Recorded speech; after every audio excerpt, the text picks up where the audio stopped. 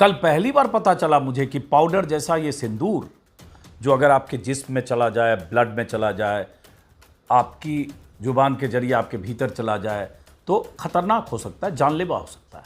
लेकिन कल पहली बार पता चला कि ये सिंदूर जो पाउडर जैसा है गर्म होकर किसी की नसों में भी बह सकता है।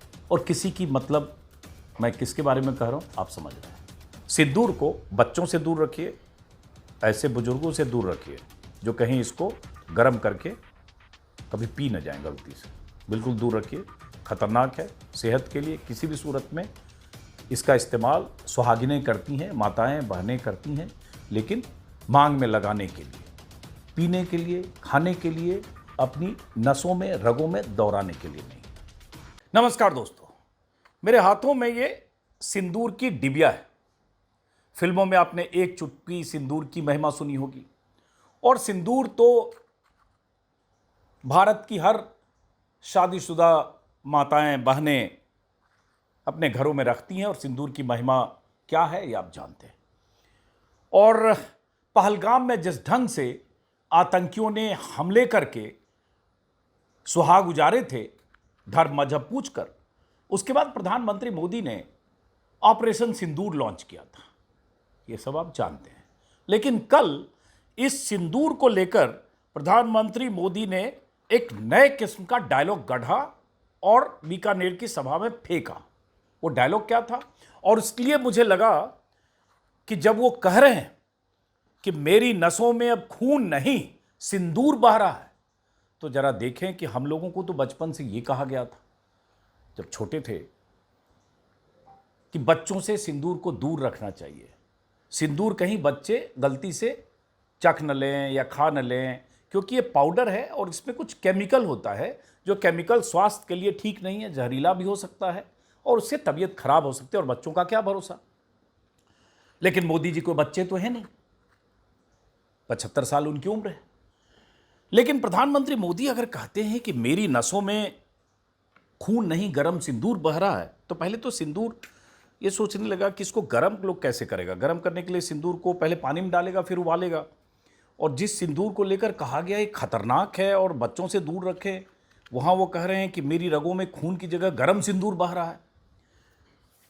तो सुनने में तो ये फिल्मी डायलॉग लगता है, खून भरी मांग, सिंदूर बने अंगारे, ये सब तो फिल्मी डायलॉग सुने हुए। तो कल उन्होंने पहले सिंदूर को बारूद बनाया, वहाँ तक भी ठीक था, उसमें आक्रोश का इजहार था। लेकिन अपनी नसों में जो सिंदूर बहने का डायलॉग रचा, तो लगा जरा सिंदूर के साथ देखें कि किसी की नस में अगर सिंदूर चला जाए तो उसको क्या नुकसान हो सकता है। इस डायलॉग का क्या मतलब है।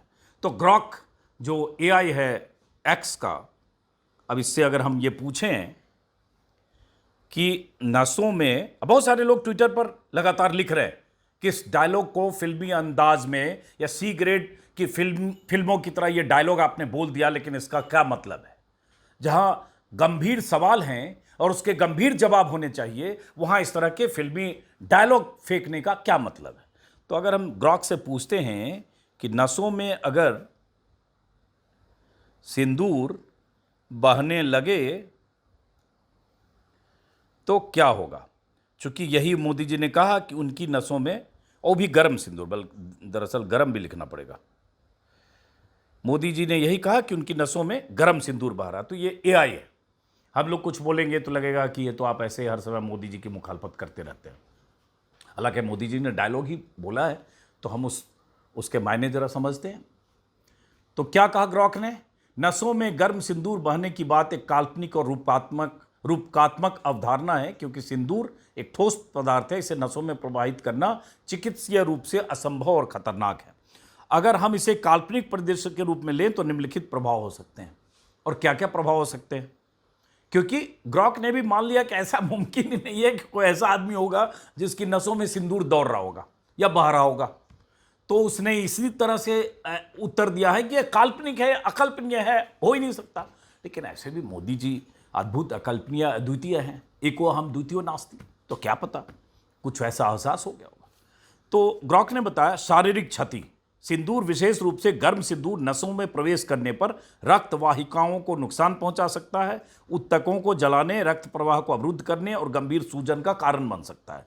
रासायनिक विषाक्तता, पारंपरिक सिंदूर में पारा होता है, मरकरी, हाँ यही हम लोग बचपन से जानते हैं, जो अत्यंत विषैला होता है। अगर यह रक्त में मिल जाए तो मस्तिष्क, गुर्दे और अन्य अंगों को गंभीर नुकसान पहुंचा सकता है। न्यूरोलॉजिकल समस्याएं, अंग विफलता या मृत्यु तक हो सकती है।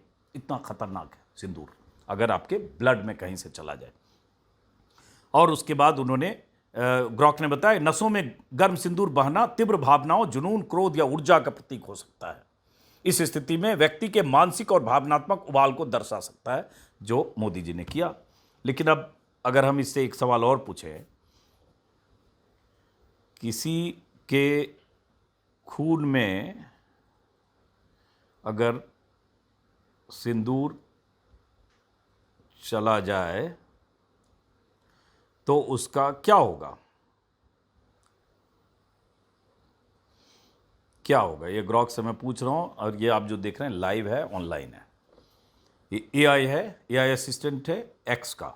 अगर किसी के खून में सिंदूर, जो आमतौर पर पारा, सल्फाइड या अन्य रासायनिक यौगिकों से बना होता है, चला जाए तो गंभीर चिकित्सीय आपातकाल होगा, इमरजेंसी होगी, मेडिकल इमरजेंसी। सिंदूर एक ठोस पदार्थ है और इसका रक्त प्रवाह में प्रवेश बेहद खतरनाक है। निम्नलिखित प्रभाव हो सकते हैं। और उसके बाद बताया कि सिंदूर में जो पारा होता है अत्यंत विषैला होता है और दिमाग को नुकसान होगा, तंत्रिका तंत्र को नुकसान होगा, टॉक्सिसिटी हो सकती है, जिससे स्मृति हानि मतलब मेमोरी लॉस और ये सब हो सकता है। सीवरिंग, कंपकपी हो सकती है, गुर्दे और यकृत, लीवर और किडनी को समस्या हो सकती है, और ये सब बहुत सारी चीज़ें बताई। और संभावित मृत्यु, अगर सिंदूर की मात्रा अधिक हो और इसे तुरंत हटाया ना जाए तो अंग विफलता या मृत्यु का कारण बन सकता है। चिकित्सीय कार्रवाई, ऐसी स्थिति में तत्काल चिकित्सीय सहायता की आवश्यकता है, जिसमें रक्त शुद्धिकरण, विषाक्त पदार्थों को हटाने के लिए थेरेपी की ज़रूरत है। इस तरह से ये सब कहा। अब इसी से पूछते हैं ग्रॉक से कि मोदी जी ने खून में गरम सिंदूर बहने की बात क्यों कही?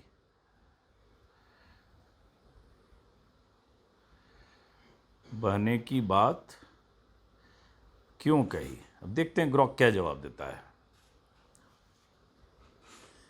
अब ये ग्रॉक क्या जवाब दे रहा है, सर्च कर रहा है। अब देखिए आ गया जवाब। प्रधानमंत्री मोदी ने 22 मई को राजस्थान के बीकानेर में एक भाषण के दौरान कहा कि उनके नसों में गर्म सिंदूर बह रहा है। यह बयान प्रतीकात्मक और भावनात्मक अभिव्यक्ति थी, जिसका उद्देश्य तीव्र भावनाओं, दृढ़ संकल्प और देश के प्रति समर्पण को व्यक्त करना था। और फिर इसने सांस्कृतिक और प्रतीकात्मक अर्थ बताए कि गर्म सिंदूर का अर्थ ये है और उन्होंने मोदी जी ने क्यों किया होगा, और उसके बाद राजनीतिक संदेश भी इसके क्या है ये बताया। विवाद और व्याख्या, निष्कर्ष। अब सवाल ये उठता है कि प्रधानमंत्री ने ऐसा क्यों कहा ऐसे वक्त में, जब प्रधानमंत्री से तमाम तरह के सवालों के जवाब की अपेक्षा है। देश लगातार सवाल पूछ रहा है, विपक्ष लगातार सवाल पूछ रहा है, और वो चुनिंदा आवाजें जो मीडिया के लोग हैं, हम जैसे लोग, वो लगातार सवाल पूछ रहे हैं। और सवाल प्रधानमंत्री मोदी की सत्ता के फैसलों से, उनकी कुछ नाकामियों से, पहलगाम में 30 दिन, आज 31 दिन हो गया, बल्कि 1 महीना 1 दिन हो गया, 22 अप्रैल को वो घटना हुई थी, आज 22 मई है, जो आतंकी आए थे, उनकी आतंकियों के आने की वजह, खुफिया एजेंसियों की लापरवाही, सुरक्षा एजेंसियों की लापरवाही, उससे जुड़े सवाल। उसके बाद जो कुछ हुआ, जिस ढंग से पाकिस्तान और भारत के बीच तनातनी की स्थिति और जंग के हालात में, जैसे बहुत तरह की खबरें आई कि भारत का विमान भी क्षतिग्रस्त हुआ, गिरा, क्रैश हुआ, किस तरह से रास्ते ढंग से अचानक सीज फायर हो गया। ऐसी क्या नौबत आ गई जब आप कह रहे हैं कि आपने एज ले रखा है, पाकिस्तान गुहार लगाकर, गिरगिराकर आपके पास आ गया, किन शर्तों पर पाकिस्तान आ गया? ये विपक्ष के नेता लगातार पूछ रहे हैं। क्या सीज फायर, कोई भी सीज फायर होने पर कोई शर्त होती है, वो शर्त होती है, चाहे वो आतंकियों को भारत के हवाले करे, चाहे वो जो जिनके अड्डे तबाह हुए और वो आतंकी अभी भी, चाहे वो हाफिज सईद हो या मसूद अजहर हो, वो तो मारा नहीं गया, वो कहीं तो आईएसआई और पाकिस्तानी सेना या पाकिस्तानी हुकूमत की सरपरस्ती में कहीं है, सेफ पैसेज में कहीं रखा गया है, सेफ हाउस में कहीं रखा गया है। क्या उस पर कोई शर्त तय हुई? क्या शर्त तय हुई जिसके आधार पर सीज फायर हुआ? क्योंकि सीज फायर होने के 2 घंटे बाद ही दोनों बार, पहले दिन भी जब ऐलान हुआ तब, और तीसरे दिन जब प्रधानमंत्री मोदी ने राष्ट्र के नाम संदेश दिया तब, उसके बाद भी वहां सीज फायर वायलेशन हुआ। उससे जुड़े हुए सवाल है। अमेरिका से जिस तरह से ऐलान हुआ उससे जुड़े हुए सवाल है। ट्रंप जो लगातार 8वीं बार कह चुके कि भारत और पाकिस्तान के बीच युद्ध उन्होंने रुकवाया, और वे ट्रेड की धमकी देकर कि युद्ध रोकोगे तो तुम्हारे साथ ट्रेड करेंगे, नहीं रोकोगे तो ट्रेड नहीं करेंगे, उससे जुड़े सवाल हैं। तो सवालों की लंबी श्रृंखला है। उन सवालों से भागते हुए और विपक्ष के नेता लगातार कह रहे हैं ऑल पार्टी मीटिंग बुलाओ, संसद का सत्र बुलाओ, सवालों का जवाब दो, क्योंकि वो दौर जो था तनातनी वार जैसी सिचुएशन वो खत्म हो गई 4 दिन 5 दिन। अब वो स्थिति है जो सीज फायर है और आपको सवालों का सामना करना चाहिए। तो मोदी जी ने तय किया कि सिंदूर, ऑपरेशन सिंदूर था तो कुछ ऐसी बात बोलो जो दर्ज हो जाए और देश की जो लाखों माताएं, बहनें, बेटियां हैं, लाखों क्या करोड़ों, उनके दिमाग में बात जाए कि ऑपरेशन सिंदूर का जिक्र करते वक्त मोदी जी ये कह गए कि उनकी नसों में, मेरी नसों में खून नहीं गरम सिंदूर भरा। और वो भी सिंदूर ऐसे नहीं, गरम सिंदूर। तो गरम सिंदूर बहने के खतरे क्या हैं वो हमने आपको बताया। अब ये कि और पूछते हैं इससे ग्रोक से कि सिंदूर गरम भी हो सकता है क्या? अभी तक तो हम जानते नहीं थे कि सिंदूर गरम होता है, हो सकता है क्या? सिंदूर को दरअसल गर्म भी किया जा सकता है क्या, ये पूछना चाहिए था। हाँ, अब इसको गर्म करने के लिए पानी तरल अवस्था में लाना पड़ेगा और उसके बाद लिख दिया कि सिंदूर का गलनांक, मेल्टिंग पॉइंट लगभग 584 डिग्री होता है। इतने उच्च तापमान पर यह पिघल सकता है और यह प्रक्रिया समान परिस्थितियों में न होती है, न इसे इस्तेमाल किया जाता है। अगर सिंदूर को गर्म किया जाए तो विषैले धुएं का उत्सर्जन करता है जो स्वास्थ्य के लिए अत्यंत हानिकारक होता है। सिंदूर अपने आप में एक ठोस पदार्थ है जो आमतौर पर पारासल्फाइड या अन्य रासायनिक यौगिकों और रंगों से बना है। यह सामान्य तापमान पर ठोस रूप में रहता है और इसे गर्म करना स्वाभाविक रूप से संभव नहीं है जब तक इसे अत्यधिक उच्च तापमान पर गर्म न किया जाए। मतलब पहले तो सिंदूर जो एक तरह से इसमें जो केमिकल है वो सेहत के लिए खतरनाक है, उसके बाद गर्म सिंदूर, और बह कहाँ रहा है? मोदी जी की नसों में या रगों में। अब तक हम लोग यही जानते थे कि सिंदूर अगर आपके बॉडी में चला जाए तो खतरनाक हो सकता है, लेकिन पहली बार पता चला कि कोई शख्स इस देश में ऐसे भी हैं जिनकी नसों में भी गर्म सिंदूर बह रहा है। बहुत पहले एक फिल्म आई थी सौदागर, जिसमें हीरो थे दिलीप कुमार जी, राजकुमार जी, और बड़ी चर्चित फिल्म थी वो। कल एक फिल्म रिलीज हुई है जिसके हीरो भी नरेंद्र मोदी हैं, जिसके विलेन भी नरेंद्र मोदी हैं, जिसके कॉमेडियन भी नरेंद्र मोदी हैं, और उस फिल्म का नाम है सिंदूर के सौदागर। सिंदूर के सौदागर। प्रधानमंत्री जी ने कल कहा, मेरे शरीर में गरम सिंदूर दौड़ रहा है। मैं प्रधानमंत्री जी से पूछना चाहता हूं, पहलगाम में जिन बहनों के माथे के सिंदूर उजाड़े गए, उनके घर में अभी भी मातम है। सर्वदलीय बैठक में आपकी सरकार ने कहा कि ऑपरेशन सिंदूर जारी है। अभी भी वो खूंखार दरिंदे आतंकवादी जिन्होंने हमारी बहनों के सिंदूर पहलगाम में उजाड़े, वो पकड़े नहीं गए। और आप लाइट कैमरा एक्शन रैली में सभा सिंदूर के सौदागर बन गए।